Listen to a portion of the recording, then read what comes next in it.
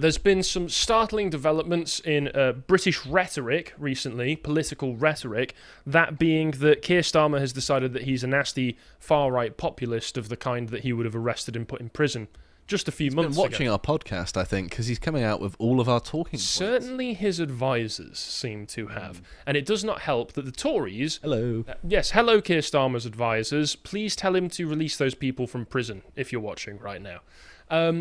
The other thing is that obviously the Tories voted in as their leader, Kemi Badenoch, on the basis that she was qualified in the same way that Kamala Harris was qualified for VP in 2020, that she was black, tick, woman, tick. Anything else that she did, anything else that she said, any of her beliefs, don't matter. She was a black woman. That was enough of the Tories. The problem was, that was a huge mistake.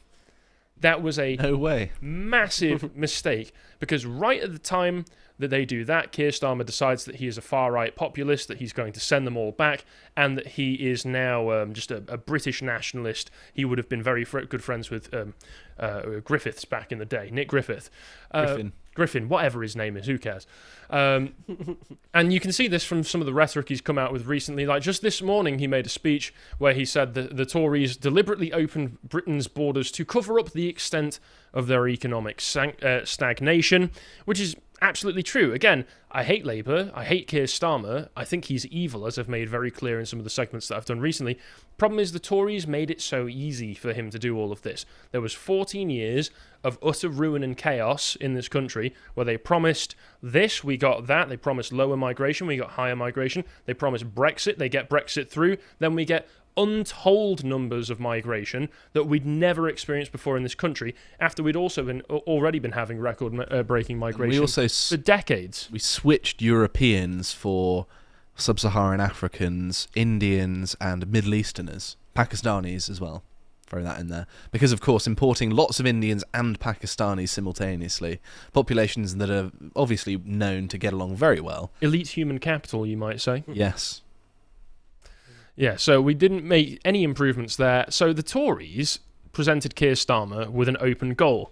And the problem with Kemi is that she was one of the people pushing for all of that, specifically in 2018, and Starmer and the Labour Party have been going at her for it. So, most interestingly, Labour Party's official Twitter account released this attack ad just yesterday.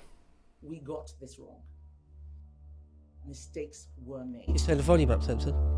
In particular, I'd like to thank the Home Secretary for removing the annual limits on work visas and also on international students, both of which I lobbied for. Reading. Reading off her phone, reading.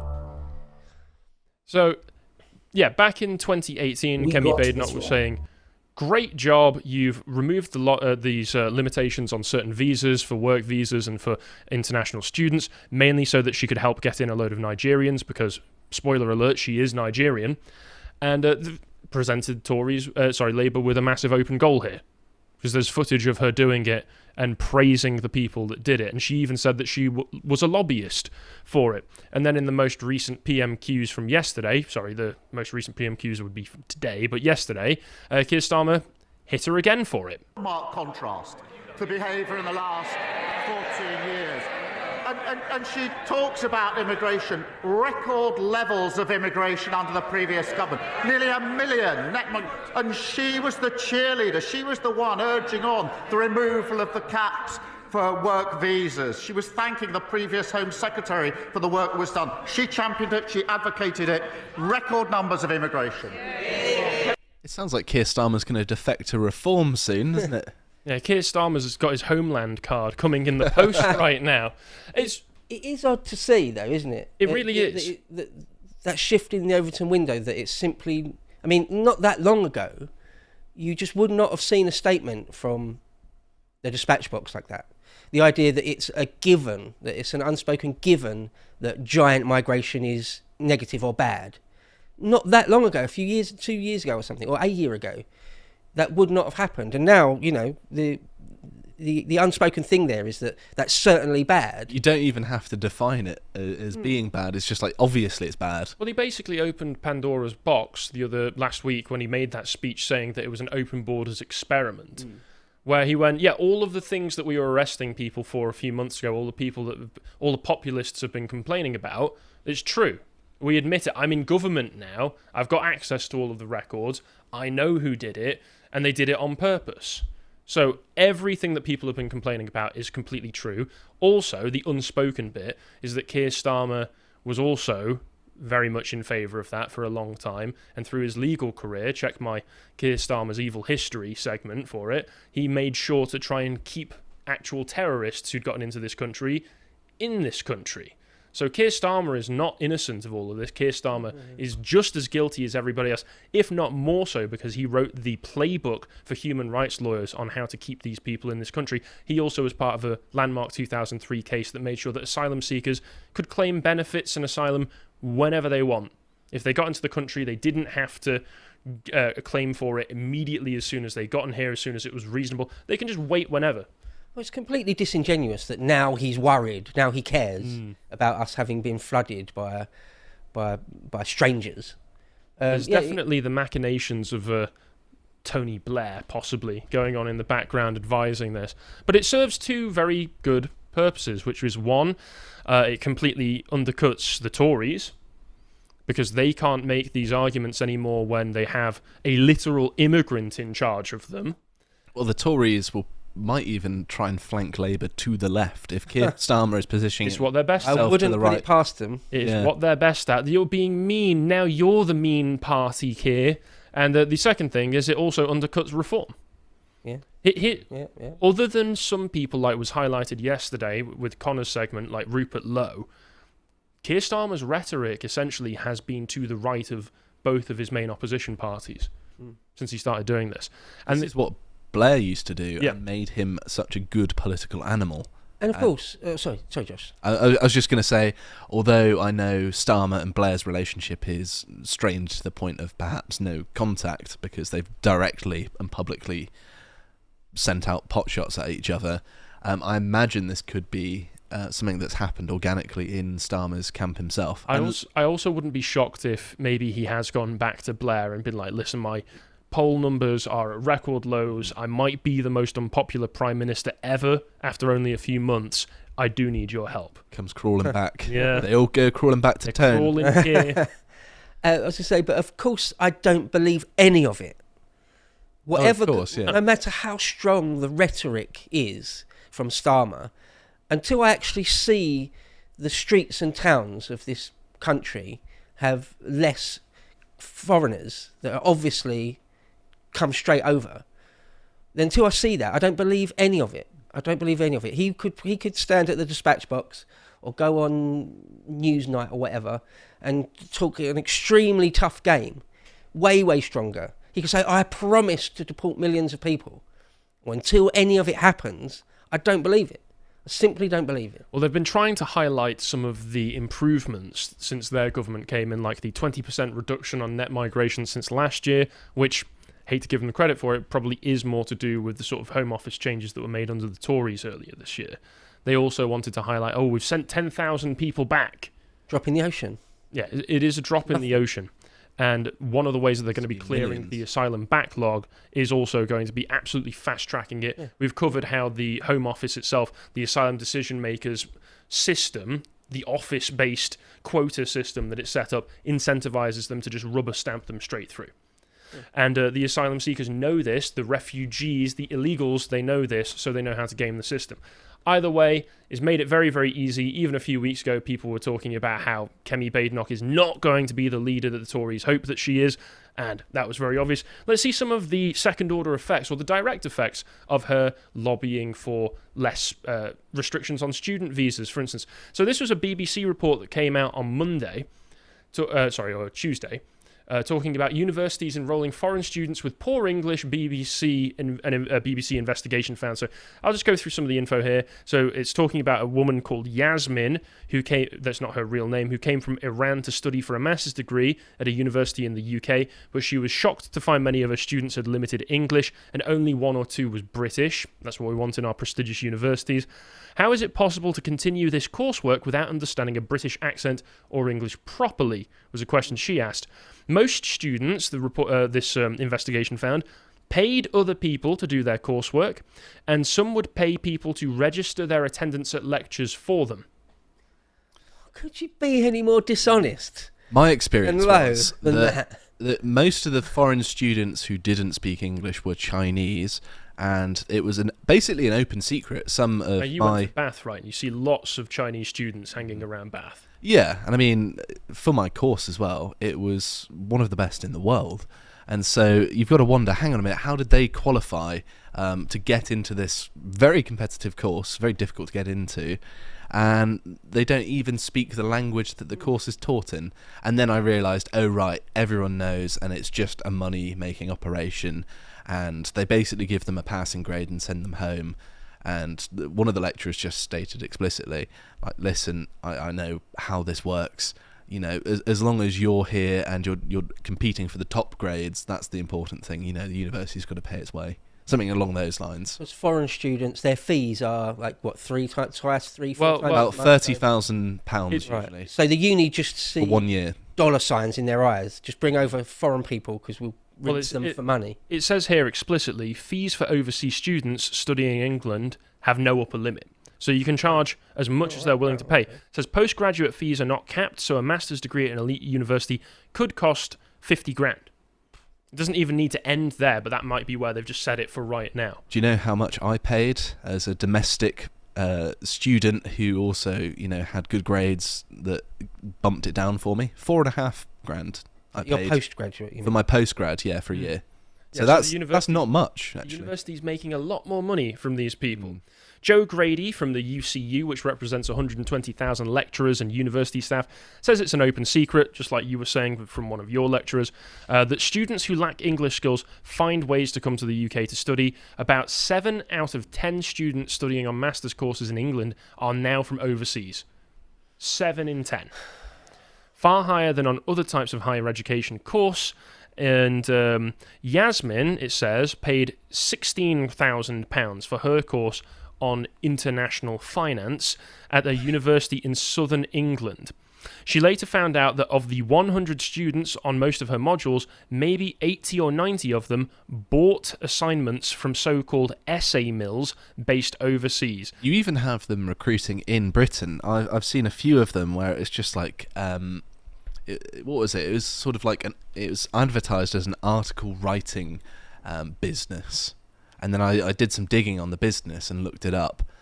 This is before I came to apply to work for here, and yeah, it turns out it was trying to write essays for university students, and that's why they're being all coy about it. Is that you're basically writing it for the students, and the amount you get paid also is contingent on the grade they get as well. And these people are supposedly, you know, they'll be going on to careers, presumably, in these kinds of fields. In China, yeah. In China, or maybe they'll stay over here if they've taken a medical course and you're supposed to believe that they're qualified now.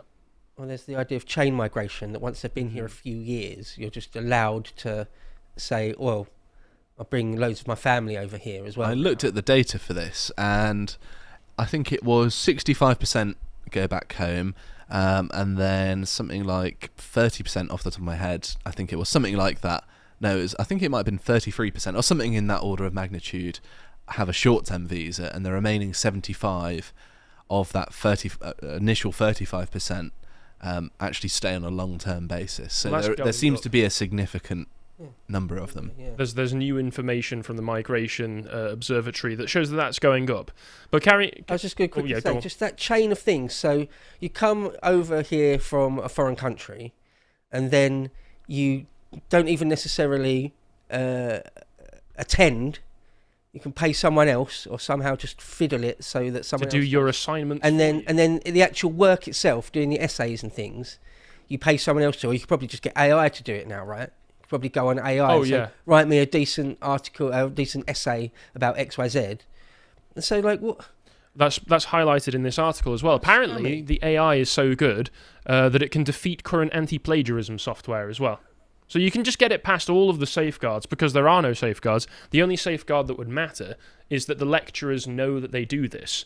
but the lecturers are also incentivized because the university's like, we're making loads of money off these people. And they're probably lefties as well, because Yeah, they are to just lefty pass it. university lecturers. It's also worth mentioning as well that some of these plagiarism softwares have false positives, because I remember they had software even when I was there many years back, and because I was writing a paper that was quite neuroscience-y and jargony, there are lots of turns of phrase that are pretty stock, and so it actually flagged it up as being like 40% plagiarized, even though I'm just using the language of my discipline. I did write this. You can copy and paste any section and you won't find anything like that. I'm so old, likely story, Josh. It was before AI when I was at undergrad, so just there was no opportunity. Well, there was no AI then possibility, either. But my lecturer said, oh, right, actually, that's pretty common to get that level of percentage.